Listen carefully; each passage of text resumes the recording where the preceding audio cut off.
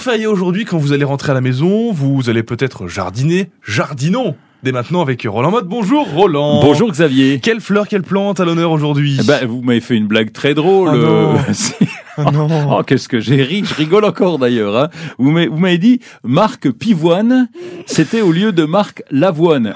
Mais C'était plus nul. ça va, plus c'est drôle. Mais hein. je voulais pas qu'on répète ça, c'était pour vous. Ah ouais, non, c'est vraiment zéro. Hein. Ah, c'était zéro, Ah, même j'ai moins honte que pour zéro. vous. Oui. On enchaîne. Oui, on enchaîne avec la pivoine, donc et non pas Marc.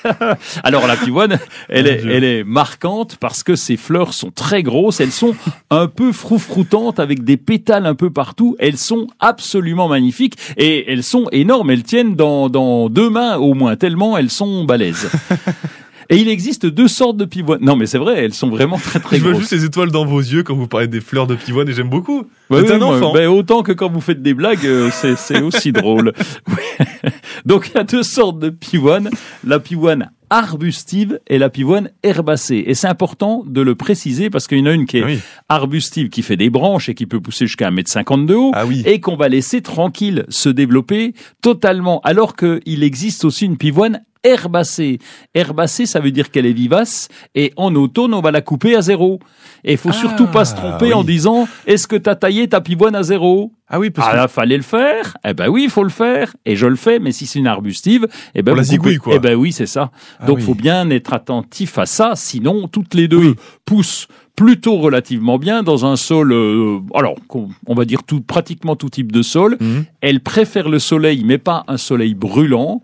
Et on a tendance à dire qu'elle est casanière. Casanière, ça veut dire que quand on l'a mis à un endroit, faut essayer de pas la bouger. Or, c'est pas tout à fait vrai parce que quand elle fleurit pas à un endroit, eh bien, on peut attendre l'automne pour la déplacer. Il n'y a pas d'ennemis en particulier?